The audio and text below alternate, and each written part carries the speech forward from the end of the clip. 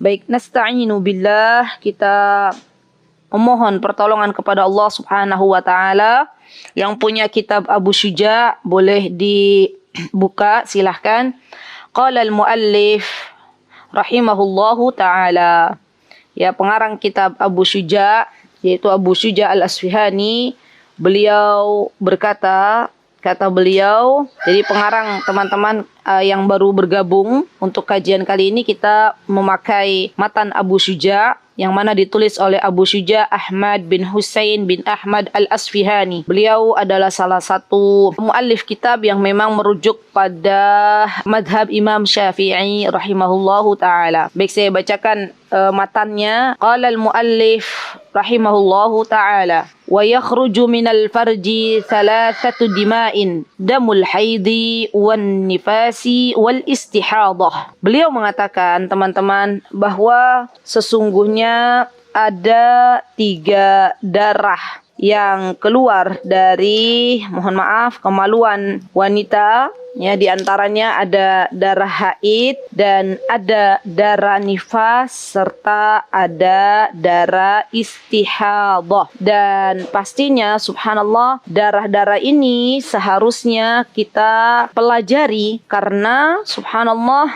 darah ini yang akan kita temui di dalam kehidupan kita. Ya, atau misalnya teman-teman memiliki anak-anak perempuan, ya, maka wajib bagi kita sebagai orang tua, sebelum anak kita menuju masa balik, ya biasanya kalau masa balik seorang anak perempuan itu ditandai dengan datangnya haid, maka kita harus benar-benar belajar, ya, dan mengajarkannya kepada anak-anak perempuan kita, sehingga subhanallah anak-anak perempuan kita tidak merasa, mereka tidak kaget itu ketika mereka akhirnya sampai ke masa balik. Dan subhanallah teman-teman, di masa ini, di zaman sekarang itu usia sudah tidak lagi menjadi patokan. Kalau dulu mungkin usia haid, anak-anak perempuan haid, kalau dulu teman-teman, kita ketika datang pertama kali menstruasi itu biasanya di usia-usia kita sedang masuk ke sekolah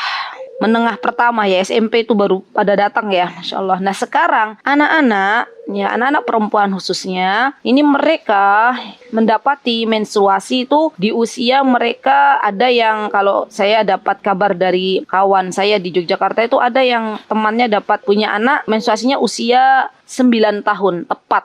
Jadi kira-kira kelas 3 SD, ya, sudah haid, ya. Nah ini terjadi zaman sekarang. Jadi jangan sampai mereka haid terlebih dahulu, kita baru kemudian mengajarkan kepada anak-anak perempuan kita. Jadi kita ajarkan terlebih dahulu. Baik, sekarang kita akan belajar sedikit demi sedikit, ya teman-teman, apa sih definisi haid dan apa pula definisi nifas serta definisi istihadah. Baik, muallif berkata, kalau di sini muallif mengatakan wal haidu huwa ad-damul kharij min farjil mar'ati ala sabilis sihhati min ghairi sababil wiladah wa launuhu aswadu muhtadimu ladzaq. Kata muallif rahimahullahu taala bahwa darah haid itu adalah ad-damul kharij, darah yang keluar. Dari mana keluarnya? Min farjil mar'ah, dari kelamin atau dari kemaluan perempuan. Ala sabilis sihhati, dalam keadaan sehat. Jadi ini yang harus diperhatikan. Jadi darah itu keluar dari kemaluan kaum perempuan tanpa sakit. Berarti kan dalam keadaan dia itu normal, sehat. Min ghairi sababil wilada. Kemudian yang kedua, syaratnya juga bukan karena melahirkan. Ya, walaunuhu aswadu muhtadimun ladzaq. Dan darah haid ini teman-teman punya ciri khas. Biasanya warnanya merah kehitam-hitaman. Baik, sebelum kita menjelaskan apa dalilnya, mari kita ketahui terlebih dahulu sebenarnya definisi haid itu apa. Baik, Syekh Muhammad bin Shalih Al-Utsaimin, beliau memiliki sebuah kitab yang sangat bagus. Teman-teman kalau punya boleh juga dipelajari, namanya Syekh Muhammad bin Shalih Al-Utsaimin punya namanya kitabnya Risalatu fid Dima'it Tabi'iyyah lin Nisa. Ya, surat atau apa ya, tulisan ringkas yang membahas tentang darah kebiasaan wanita. Ya, ini dikarang oleh Syekh Muhammad bin Saleh Al-Utsaimin. Beliau mengatakan di dalam kitab beliau, kata beliau bahwa subhanallah arti dari haid itu sendiri teman-teman secara bahasa adalah sesuatu yang mengalir. Jadi sail, haid itu artinya adalah sesuatu yang mengalir. Itu secara bahasa. Nah, kalau secara istilahan, secara terminologi, haid itu teman-teman adalah darah yang terjadi pada wanita secara alamiah. Jadi normal. Kalau keluar dari kemaluan wanita itu adalah darah normal. Nah, dan bukan karena suatu sebab. Kemudian Syekh Utsaimin mengatakan, dan biasanya haid ini terjadi pada waktu tertentu. Jadi darah normal bukan disebabkan oleh suatu sebab, misalnya penyakit atau misalnya melahirkan, bukan. Tapi memang ini adalah kondisi di mana seorang wanita yang normal itu seharusnya dia mengalami menstruasi. Ketika seorang wanita teman-teman dia tidak mengalami menstruasi, harusnya dipertanyakan, diperiksakan ke dokter. Kenapa? Karena dia tidak normal. Ya, di subhanallah. Ini adalah tabi'i. Ya, ini adalah alamiah yang Allah Subhanahu wa taala berikan kepada para kaum wanita. Nah, subhanallah, hikmahnya ya, jadi subhanallah saya suka membaca kitab-kitabnya Syekh Utsaimin rahimahullah ta'ala karena beliau Masya Allah ada keunikan tersendiri ketika beliau membuat sebuah kitab. Di antaranya beliau mengabarkan kepada kita teman-teman di antara hikmah kenapa seorang wanita itu haid, ya subhanallah, dan kita tahu tidaklah Allah mentakdirkan sesuatu kepada kita semuanya sebagai hamba Allah kecuali di situ ada hikmah yang Allah Subhanahu wa taala inginkan. Dan di antara hikmah haid teman-teman, kata Syekh Utsaimin adalah subhanallah karena subhanallah janin yang ada di dalam kandungan seorang ibu hamil itu tidak dapat memakan, ya tidak dapat memakan makanan sebagaimana kita makan kalau kita tidak berada di rahim ibu kita. Dan gak mungkin juga seorang ibu hamil itu bisa menyampaikan makanan kepada janinnya. Subhanallah, maka Allahu Akbar, subhanallah, Allah menjadikan pada diri kaum wanita subhanallah sebuah proses pengeluaran darah yang berguna sebagai zat makanan bagi janin dalam kandungan ibu, tanpa perlu dimakan dan tanpa dicerna. Subhanallah. Maka dari itu biasanya subhanallah orang hamil itu tidak haid. Ya subhanallah, Allahu Akbar. Jadi inilah diantara hikmah teman-teman yang mana kenapa para perempuan itu dia mengalami menstruasi, dia mengalami haid. Karena subhanallah inilah sebuah maha besar Allah ya, dengan sebaik-baik penciptaannya subhanallah. Dan ketika kita tahu subhanallah seorang wanita hamil ya, dia tidak haid ketika hamil, dan disinilah ya subhanallah proses di mana janin mendapatkan makanan subhanallah. Nah, akhwati fillah rahimani wa rahimakunallah, setelah kita tahu bahwa haid itu adalah darah yang normal dan kita tahu bahwa haid ini bukan dikarenakan oleh sesuatu. Nah, setelah itu yang perlu kita ketahui juga teman-teman adalah kapan mulai para wanita itu mengalami masa haid.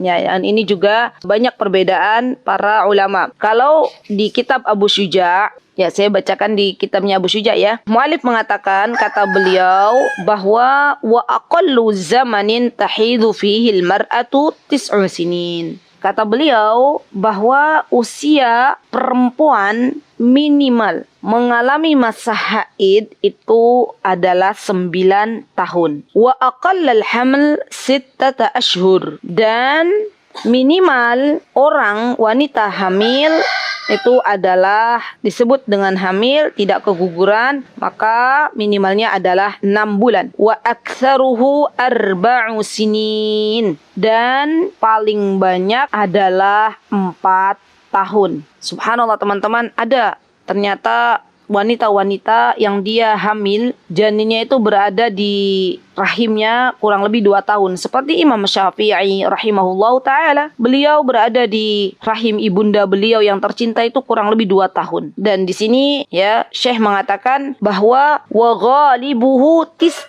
ashhur, dan mayoritasnya adalah ketika seorang wanita hamil adalah 9 bulan. Nah, patokan ini teman-teman tidak bisa kita jadikan tolak ukur. Oh, berarti kalau ada wanita misalnya kurang dari 9 tahun, atau dia misalnya, saya pernah baca kitabnya Imam Syafi'i, maksimal tuh 15 tahun. Ya, kalau di atas itu berarti bukan darah haid. Nah, kalau demikian berarti ada batas waktunya kapan wanita mulai haid. Padahal subhanallah para ulama sendiri berbeda pendapat tentang apakah ada batasan tertentu bagi seorang wanita dalam mendapatkan haid ataukah tidak. Ya. Dan ini subhanallah banyak sekali merujuk kepada sebuah pendapat ya, di mana kapanpun ada darah haid keluar ya, maka wanita ini dia mengalami haid. Namun teman-teman yang perlu diperhatikan,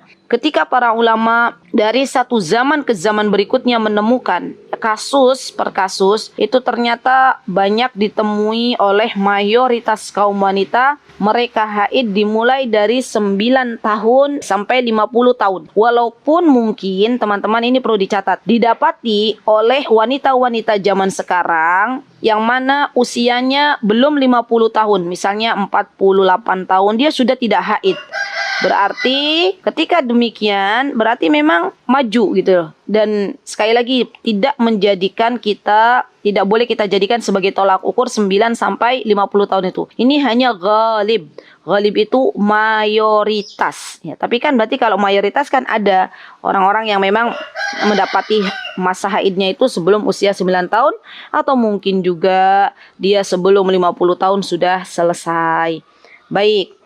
Kemudian teman-teman yang perlu kita ketahui juga diantaranya adalah bahwa di sini Syekh mengatakan, ya ini penting juga yang perlu kita perhatikan. Kata beliau, berapa hari seseorang dikatakan haidnya, maka beliau mengatakan bahwa wa aqallul haidi yaumun wa lailah. Beliau mengatakan di dalam kitab Abu Syuja ini bahwa masa haid itu paling minimal adalah 1 hari 1 malam. Wa aktsaruhu 15 yauman, dan paling banyak 15 hari. Wa ghalibuhu 6 atau 7. Dan mayoritas kaum wanita mengalami masa haid, mengalami masa menstruasi itu adalah 6 atau 7 hari. Dari sini teman-teman kita bisa tahu artinya subhanallah para ulama pun berbeda pendapat. Kalau dalam kitab Matan Abu Syuja masa haid ini adalah 1 hari 1 malam, tapi ternyata ada beberapa ulama juga yang berbeda pendapat. Di antaranya subhanallah Ibnul Mundhir pernah mengatakan bahwa yang namanya masa haid itu tidak mempunyai batasan berapa hari minimal dan maksimal. Beliau juga sepakat ya dengan perkataan Syekhul Islam Ibnu Taimiyah, dan juga sepakat dengan ucapan Ad-Darimi. Mereka yang mengatakan bahwa haid itu tidak ada masanya, ya tidak ada masa minimal dan masa maksimal, mereka berdalil atau mengacu dalam firman Allah Subhanahu wa taala ayat Al-Baqarah ayat 222, teman-teman boleh dibuka. Apa kata Allah Subhanahu wa taala? A'udzubillahi minasyaitonirrajim. Wa yas'alunaka 'anil mahidh. Qul huwa adhan fa'tazilun nisaa fil mahidh wa la taqrabuhunna hatta yatahhurn. Di sini, di surat Al-Baqarah ayat 222, Allah menjelaskan bahwa ketika mereka para kaum wanita bertanya kepadamu, wahai Nabi kita Muhammad, kata Allah Subhanahu wa taala tentang haid, maka katakanlah, apa kata Allah Subhanahu wa taala? Haid itu suatu kotoran. Oleh sebab itu, hendaklah kamu menjauhkan diri dari wanita di waktu haid, dan janganlah kamu mendekati mereka sebelum mereka suci. Artinya seorang laki-laki tidak boleh mendekati kaum wanita untuk berhubungan badan, berhubungan suami istri, kecuali dia sudah suci. Nah, dari sini kata para ulama disebutkan Allah Subhanahu wa taala tidak memberitahukan kepada kita berapa harinya, karena ada teman-teman bilangan-bilangan yang tercantum di dalam Al-Qur'an.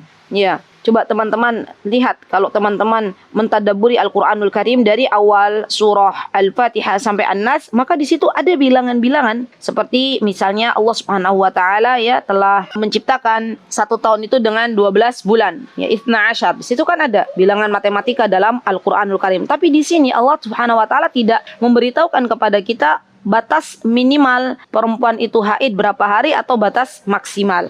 Nah, maka dari itu ulama seperti Syekhul Islam Ibnu Taimiyah, Ibnul Munzir dan Darimi mengatakan bahwa tidak ada batas sedikit atau banyaknya wanita tersebut haid berapa harinya. Ya, baik. Kemudian acuan yang kedua, mereka mengatakan teman-teman bahwa kata mereka mengatakan Rasulullah Shallallahu Alaihi Wasallam telah menjelaskan di dalam hadis beliau, waktu itu kejadiannya Ibunda Aisyah radhiyallahu anha, beliau mendapati dirinya haid ketika dalam keadaan beliau akan umrah, akan berihram. Maka Rasulullah SAW mengatakan kepada istri beliau, kepada Ibunda Aisyah, if'ali ma yaf'alul hajj ghairu an la tatufi bil baiti hatta tathuri. Kata Rasulullah SAW, wahai Aisyah, if'ali, lakukanlah apa yang engkau akan lakukan, kecuali jangan engkau lakukan tawaf di Ka'bah, la tatufi bil bait hatta tathuri, sampai engkau dalam keadaan suci. Kalau suci baru kamu boleh tawaf,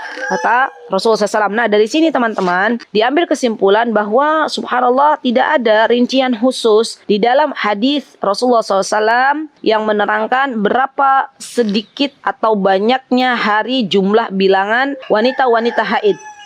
Dan ini pendapat yang mana mereka menjelaskan bahwa tidak ada batasannya. Kemudian mereka juga menjelaskan tentang tidak ada batasan ini, mereka mengacu kepada qiyas. Ya, qiyas itu berarti para fuqaha, para ulama fikih yang mereka mengatakan bahwa tidak juga Allah menerangkan sesuatu tentang berapa banyaknya haid. Kemudian kalaupun dikiaskan, tidak ada yang bisa dikiaskan. Ya. Nah, kemudian yang kedua, teman-teman, pendapat yang mengarah kepada bahwa wanita itu ada batasan haid berapa harinya, mereka mengacu kepada pendapat para ulama. Yang mana mereka mengatakan bahwa para ulama sudah mengeluarkan sebuah ijtihad bahwa kaum wanita itu biasanya mereka mengacu dengan mayoritas hukum yang terjadi pada kaum wanita. Biasanya mereka haid itu adalah 1 hari 1 malam. Maka mereka membuat sebuah hukum, sebuah tulisan bahwa yang namanya haid itu adalah 1 hari 1 malam. Baik. Nah, setelah kita tahu perbedaan pendapat di antara para ulama, dan ini pun diambil oleh Imam Syafi'i rahimahullahu taala dan juga diambil oleh beberapa ulama lain. Maka monggo silahkan teman-teman mau ikut pendapat yang mana boleh, karena memang yang namanya ilmu fikih ini adalah ilmu yang banyak pendapat para ulama, jadi tidak usah berkecil hati, silahkan mau ambil yang mana boleh. Baik, setelah kita mengetahui teman-teman batas minimal dan batas maksimal para wanita itu haid, maka yang perlu kita ketahui juga adalah kapan dimulainya haid dan kapan berakhirnya haid. Ini juga penting ini. Sebelum saya menjelaskan tentang macam-macam hadis, maka mari kita ketahui bersama kira-kira kapan sih mulainya seorang wanita itu dikatakan haid dan kapan selesainya. Dan ini menjadi sebuah PR untuk kita, subhanallah, karena banyak yang mereka taharah terlalu cepat, padahal ternyata masih ada sufrah, masih ada kekuning-kuningan, dan ini belum suci. Maka yang perlu kita ketahui teman-teman, dimulainya seseorang itu dikatakan haid, permulaannya itu diketahui dengan keluarnya darah pada waktu yang telah diperkirakan. Dan seorang wanita yang sudah biasa mengalami haid ini biasanya paham kapan tanggal haidnya. Maka dari itu saya ajak diri saya dan teman-teman, jangan terlalu cuek kita itu ke jadwal haid kita. Perhatikan baik-baik, bahkan subhanallah, dari kita tuh melihat, memperhatikan jadwal haid kita, itu bisa juga kita akhirnya mengetahui masa subur kita. Dan biasanya masa subur itu kan bagi teman-teman yang akan promil melakukan program hamil, ini bagus banget gitu. Dan kita jadi paham, oh kita tuh biasanya haid itu tanggal sekian, 1 bulan di tanggal ini. Nah, kalau memang sudah kita tahu kebiasaan kita, maka kalau ada darah yang keluar, berarti itu adalah darah haid. Pastinya ini juga harus kita ketahui warnanya seperti apa, karena ada perbedaan antara darah haid dan darah istihadah. Kalau darah nifas kan sudah pasti teman-teman tahu ya, darah yang keluar ketika setelah melahirkan. Nah, ini adalah permulaan kapan dikatakan seorang wanita itu dia haid atau menstruasi. Nah, yang kedua ya, kapan wanita itu teman-teman dikatakan sudah suci dari haid. Nah, ini juga perlu kita ketahui. Jadi ada dua kondisi di mana seorang wanita ini dikatakan sudah bersih dari haid. Ya, sebagaimana dijelaskan oleh Syekh Utsaimin rahimahullahu taala, kata beliau, ketika seorang wanita itu dikatakan sudah suci ketika dia mendapati dirinya itu teman-teman kondisinya sudah istilahnya sudah tidak keluar lagi apa-apa. Jadi mohon maaf sekali di celana dalam kita itu kering. Ya kering, tidak ada apa-apa, ya tidak basah, kering, maka itu dikatakan dia sudah selesai dari haid dan boleh bersuci. Yang kedua adalah dikatakan wanita ini dia suci, maka yang kedua kondisinya adalah ketika keluar cairan berwarna putih. Ya, jadi cairan berwarna putih keluar, maka di sini juga dia sudah suci. Nah, teman-teman, sehingga teman-teman bisa mengetahui kondisi kita masing-masing. Kita itu termasuk yang mana? Apakah termasuk yang kalau selesai haid itu kondisi kita itu kering, tidak ada keluar cairan apa-apa, atau kita itu termasuk wanita yang memang ketika kita selesai haid ada cairan yang keluar yang berwarna putih. Nah, berarti kalau misalnya kita tergolong ke wanita yang kedua nih, ya, yang mana misalnya sudah keluar putih, cairan berwarna putih, berarti kita sudah selesai dari haid. Ya teman-teman, berarti langsung kita pun harus bersegera untuk cepat-cepat mandi dan jangan dinanti-nanti ya, jangan ditunggu sampai nanti.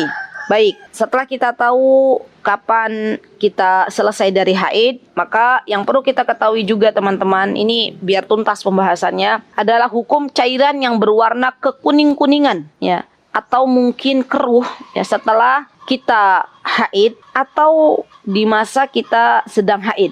Nah, ini penting banget. Jadi subhanallah teman-teman, terkadang wanita-wanita ia tidak bisa memahami bahwa cairan yang keluar dari rahimnya ketika dia mengalami masa haid itu adalah sebenarnya darah. Karena yang namanya darah itu teman-teman bukan hanya berwarna merah, tapi juga ada darah yang berwarna kuning atau yang keruh. Ini juga disebut sebagai darah. Jadi subhanallah, kalau teman-teman belum benar-benar tuntas haidnya, maka jangan langsung bersuci. Kalau misalnya belum tuntas haidnya, teman-teman bersuci, nanti yang ada teman-teman sudah mandi, tiba-tiba keluar lagi cairan berwarna kuning misalnya, maka ketahuilah sebenarnya itu teman-teman belum bersih ya. Dan ini perlu diperhatikan.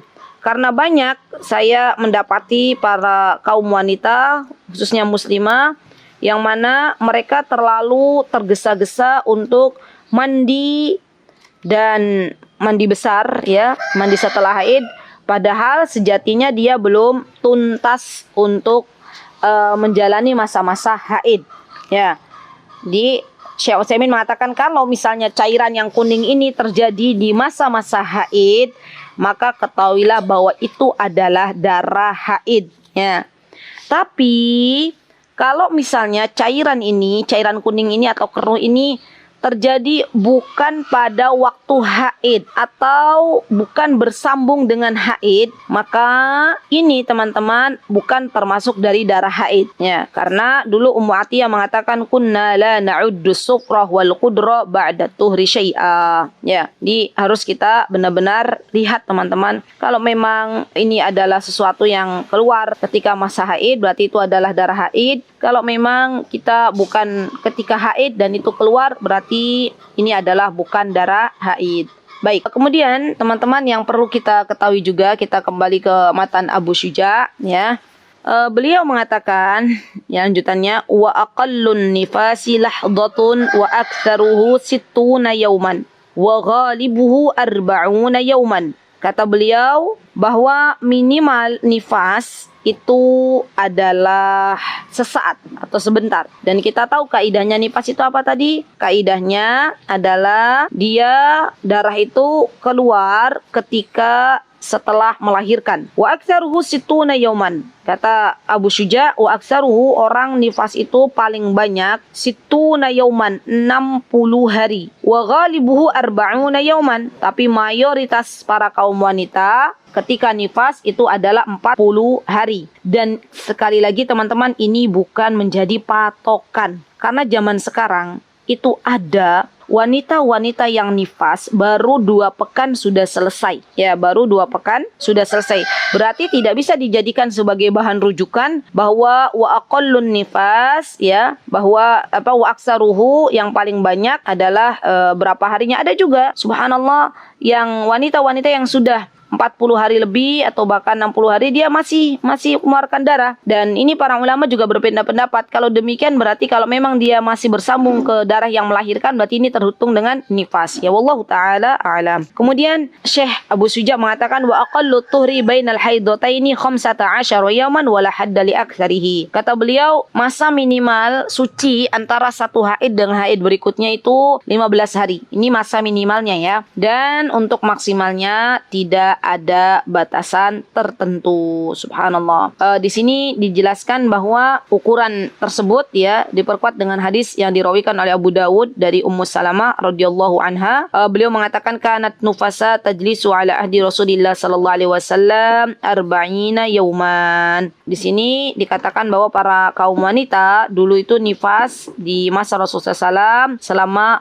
40 hari. Dan 40 hari ini adalah masa umum yang terjadi, tapi bisa juga didapati wanita ketika nifas itu lebih dari 40 hari. Wallahu ta'ala a'lam. Nah, ini juga penting untuk kita ketahui, berarti kita akan belajar tentang istihadah dan nifas ya, atau nifas dulu, boleh nifas ini ya. Nah teman-teman, semoga waktunya cukup ya. Apa itu darah nifas? Dan ini juga perlu kita ketahui karena subhanallah kita banyak ya terjadi di zaman sekarang itu yang mana subhanallah ternyata ilmunya belum kita pelajari, tapi subhanallah kejadiannya, peristiwanya banyak kita temui. Maka yuk kita belajar bareng-bareng apa itu nifas. Nifas itu teman-teman adalah darah yang keluar dari rahim seorang wanita disebabkan melahirkan. Baik bersamaan dengan kelahiran itu, lihat teman-teman, atau sesudahnya atau sebelumnya. Nah, jadi begini, banyak ini ibu-ibu yang bertanya, kalau misalnya darah itu keluar sebelum dia melahirkan, maka disebut nifas atau tidak? Maka saya katakan di sini ya, bahwa ketika kita mengalami kontraksi, kan kita para perempuan kalau mau melahirkan kan kontraksi ya. Dan kontraksi itu kan ada kontraksi yang asli, ada kontraksi yang palsu. Nah, kalau memang itu kontraksinya misalnya di saat-saat misalnya kita mau mendekati HPL kita, artinya kan berarti biasanya kan kalau zaman sekarang ya teman-teman sudah diprediksi tuh, oh HPL-nya tanggal sekian, bulan sekian. Nah, kalau misalnya kita kontraksi di dekat dengan HPL kita, kemudian setelah itu keluar darah dan tidak lama kemudian kita melahirkan anak-anak, berarti yang tadi keluar darah sebelum melahirkan itu sudah dihitung dengan nifas. Ya, jadi bukan hanya setelah melahirkan, tapi darah yang keluar sebelum melahirkan dan itu bersambung dengan melahirkan, maka itu juga nifas. Kemudian darah nifas itu adalah ketika kita keluar melahirkan seorang bayi, itu juga termasuk disebut dengan nifas. Dan juga yang setelah kita mengeluarkan bayi tersebut, setelah melahirkan, biasanya kan ada darah ya yang keluar banyak, cukup banyak, biasanya ini juga disebut dengan nifas ya. Jadi bukan hanya setelah melahirkan saja. Nah, kemudian teman-teman, kalau misalnya nih teman-teman keluar darah misalnya jauh hari ya sebelum melahirkan, di masa hamil, maka para ulama dia mengatakan bahwa ini adalah darah haidnya, bukan termasuk darah nifas karena masa melahirkannya masih jauh ya, dan bukan disebut dengan darah nifas. Jadi darah nifas itu adalah darah yang keluar ketika diikuti dengan melahirkan atau kontraksi yang asli, bukan kontraksi yang palsu. Baik, Ini ya teman-teman. Dan bagi seorang wanita, teman-teman, kalau memang sudah selesai, darahnya sudah tidak lagi keluar, maka bersegeralah untuk mandi. Jangan ditunggu sampai 40 hari. Ini juga penting banget, subhanallah, karena wanita zaman sekarang itu berbeda dengan wanita-wanita zaman dulu ya. Ada yang subhanallah, dia baru 2 pekan sudah selesai gitu. Ya, sudah nggak keluar darah, sudah bersih. Ya, maka kalau demikian tidak usah ditunggu sampai 40 hari, bersegera untuk mandi, kemudian dia melakukan ibadah-ibadah yang ia tinggalkan ketika dia nifas ya teman-teman.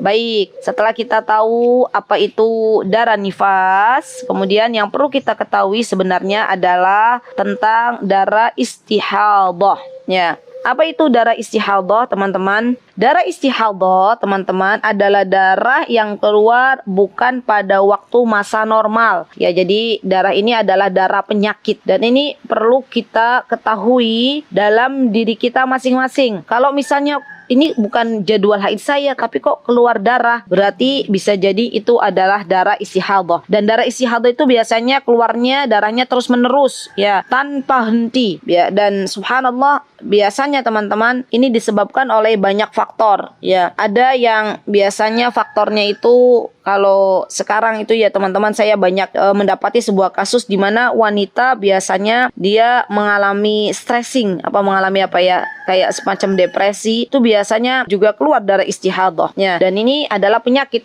jiwa kan, bukan hanya penyakit badan. Yang namanya penyakit itu juga ada penyakit jiwa ya. Dan ada juga dulu di zaman Rasulullah SAW, teman-teman, dikabarkan di dalam sebuah hadis bahwa Fatimah binti Abi Hubais ya, ketika bertanya kepada Rasulullah SAW, ya Rasulullah, inni ustahadu fala athur afada'us salat. Ya Rasulullah, kata Fatimah, saya itu mengalami istihadah yang gak pernah suci, jadi gak pernah berhenti, darahnya terus keluar. Apakah aku boleh meninggalkan salat? Maka kata Rasulullah SAW, la, tidak boleh kamu meninggalkan salat ya Fatimah. Inna dalika irkun, itu adalah darah penyakit. Walakin da'is salat qadral ayyamil lati kunti tahidina fiha. Tapi kamu boleh meninggalkan salat di masa-masa memang itu adalah hari haidmu. Summa tasiri wasal. Kemudian setelah selesai dari masa haidmu, kalau memang masih keluar darah, maka mandi dan lakukan sholat. Jadi orang yang istihadah, teman-teman, dia tetap melaksanakan sholat ya, dia pun tetap melaksanakan ibadah-ibadah saum, misalnya seperti orang yang dia tidak menstruasi. Jadi istihadah ini adalah darah penyakit. Dan juga yang perlu diketahui, darah istihadah ini keluar ini biasanya tidak jelas waktunya ya, bukan masa-masa dia haid ya. Baik, setelah kita mengetahui teman-teman apa itu darah istihadah, apa itu darah nifas, apa itu darah haid, maka kita akan lanjutkan di matan kitab Abu Syuja. Kata beliau, wa yahrumu bil haidi wan nifasi samaniyatu asya. Orang-orang yang haid dan nifas itu ada larangan-larangan tertentu. Yang pertama yang kita tidak boleh kita lakukan ketika di masa haid atau nifas adalah salat. Kemudian yang kedua adalah saum, puasa, baik itu saum sunnah maupun saum wajib. Puasa di bulan Ramadan ataupun puasa-puasa sunnah lainnya. Kemudian salat juga sama, baik itu salat wajib maupun salat sunnah. Dan yang ketiga adalah qiraatul Quran, membaca Al-Quran. Dan dalam membaca Al-Quran ini teman-teman ada perbedaan pendapat para ulama. Kalau kita merujuk kepada matan Abu Syuja, maka di sini matan Abu Syuja mengatakan bahwa wanita haid itu atau nifas tidak boleh membaca Al-Quran. Tetapi ada juga ulama yang berpendapat bahwa diperbolehkannya wanita haid membaca Al-Quran dengan syarat dilapisi dengan lapisan ketika akan memegang mushaf. Tapi kalau membacanya saja maka diperbolehkan. Wallahu ta'ala alam. Teman-teman boleh memilih mana, silakan pendapatnya yang menurut teman-teman pilih. Kemudian yang keempat adalah wamasul mushafi wa hamluhu, memegang dan membawa mushaf ya. Jadi menurut mazhab Imam Syafi'i bahwa wanita-wanita haid atau wanita-wanita yang nifas tidak boleh memegang mushaf dan membawanya. Kemudian yang kelima adalah dukhulul masjid. Dukhulul masjid ini tidak boleh juga bagi pendapat Abu Syuja. Tetapi ada juga pendapat ulama yang mengatakan boleh wanita ini masuk masjid kalau ada keperluan, misalnya mendengarkan pelajaran tertentu yang diadakan di dalam masjid, dengan syarat darahnya tidak berceceran kemana-mana, artinya dia harus memakai pembalut ya. Kemudian yang keenam adalah tawaf. Tawaf ini teman-teman biasanya dilakukan ketika wanita sedang dalam keadaan umroh atau dalam keadaan ihram ingin berhaji atau berumroh. Dan terakhir terakhir adalah al-wati wal istimta'i bima bainas surrati war rukbah. Maksudnya adalah yang wanita haid atau wanita yang sedang nifas tidak boleh melakukan hubungan suami istri. Ya, ini adalah 7 perkara teman-teman yang tidak boleh dilakukan oleh wanita-wanita haid atau wanita-wanita yang nifas. Baik, kemudian Syekh mengatakan di dalam kitab Matan Abu Syuja bahwa beliau mengatakan wa yahrumu 'alal junubi khamsatu asya. Larangan-larangan bagi orang yang junub. Misalnya orang yang dia setelah melakukan hubungan suami istri kemudian dia belum mandi, maka dilarang untuk melakukan 5 perkara ini. Yang pertama adalah salat, ya, baik itu salat sunnah maupun salat wajib. Yang kedua adalah qiraatul Quran, ya, membaca Al-Quran. Kemudian yang ketiga mashul mushafi wa hamluh, menyentuh dan membawa mushaf. Kemudian yang keempat adalah at-tawaf. Kemudian yang keempat adalah tawaf. Dan yang kelima al-lubthu fil masjid, berdiam diri di masjid. Ini tidak boleh dilakukan sebelum dia mandi. Tapi kalau sudah mandi, maka ia boleh melakukan salat, ia pun boleh melakukan tawaf, dan juga boleh berdiam diri di masjid serta membaca Al-Quran. Baik, kemudian yang terakhir, apa kata Abu Syuja al-Asfihani? Beliau mengatakan wa yahrumu 'alal muhdisi salasatu asya. Ya, orang yang berhadas, maksudnya di sini berhadas besar ataupun berhadas kecil, masuk dalam hadas besar dan hadas kecil. Dilarang untuk melakukan 3 hal. Yang pertama adalah salat, karena memang salat itu kan harus didahului dengan wudu, ya, untuk menghilangkan hadasnya. Kemudian yang kedua adalah tawaf, ya, tawaf juga sama, dia harus didahului dengan toharoh. Dan yang ketiga adalah mashul mushafi wa hamluh, menyentuh dan membawa mushaf, ya. Jadi ini adalah larangan yang mana telah disebutkan oleh Abu Syuja al-Asfihani. Baik, akhwati fillah rahimani wa rahimakunallah. Alhamdulillah sudah selesai, ya, fikih taharah dari fikih praktis madhab Imam Syafi'i. Semoga nanti kedepannya ada seperti evaluasi bersama. Monggo silakan dibuat oleh panitia. Kenapa saya katakan demikian? Agar ilmu yang telah didapat itu bisa dimurojaah kembali, bisa dibaca kembali, dan akan lebih lebih banyak faidah yang bisa kita lakukan, yang bisa kita dapatkan ketika kita dalam keadaan sering memurojaah ilmu itu sendiri, ya teman-teman. Jadi ini penting juga bagi kita untuk memurojaah apa yang sudah kita lakukan. Baik, kemudian teman-teman, sebentar, saya sebenarnya ada sedikit tambahan bahwa di antara yang tidak boleh dilakukan oleh seseorang yang dia mengalami masa di mana sedang haid, teman-teman, ya, ini adalah talak. Talak itu diharamkan, tidak boleh bagi suami menceraikan istrinya ketika sedang haid. Ini tidak disebutkan di kitab Abu Syuja, tapi tidak apa-apa sebagai tambahan, karena subhanallah banyak, ya, para suami yang tidak tahu ilmunya, istrinya sedang haid, ya, kemudian dia diceraikan. Padahal tidak boleh bagi seorang suami menceraikan istrinya di mana dia sedang haid. Karena subhanallah, kalau seorang istri itu ditolak dalam keadaan haid, maka ia tidak dapat menghadapi masa iddahnya, karena kan masa iddah itu nanti dihitung dari haid selanjutnya, ya toh. Maka dari itu tidak boleh dia ditalak, tidak boleh dia diceraikan istri-istri wanita-wanita ketika dalam keadaan haid, ya. Jadi iddah tolak itu dihitung nanti ketika dia sudah selesai dari haid, ya. Baik. Nah, subhanallah teman-teman, ini juga yang perlu kita ketahui, karena subhanallah kehati-hatian kita dalam memaknai semua hal yang memang itu diperintahkan oleh Allah Subhanahu wa taala atau dilarang oleh Allah Subhanahu wa taala. Dan tentunya seseorang yang dia memiliki ilmu dan orang yang tidak memiliki ilmu, maka akan berbeda dalam menyikapi sebuah syariat. Baik, alhamdulillah wa syukurillah, kita sudah selesai satu kitab dari pembahasan kitab Thahara, alhamdulillah. Dan mudah-mudahan apa yang didapatkan oleh teman-teman Allah jadikan sebagai ilmu yang bermanfaat. Jazakumullahu khairan, barakallahu fi kunna jami'an. Aqulu qawli hadza wa astaghfirullah li wa lakum wa akhiru da'wana alhamdulillahi rabbil alamin. Wassalamualaikum warahmatullahi wabarakatuh.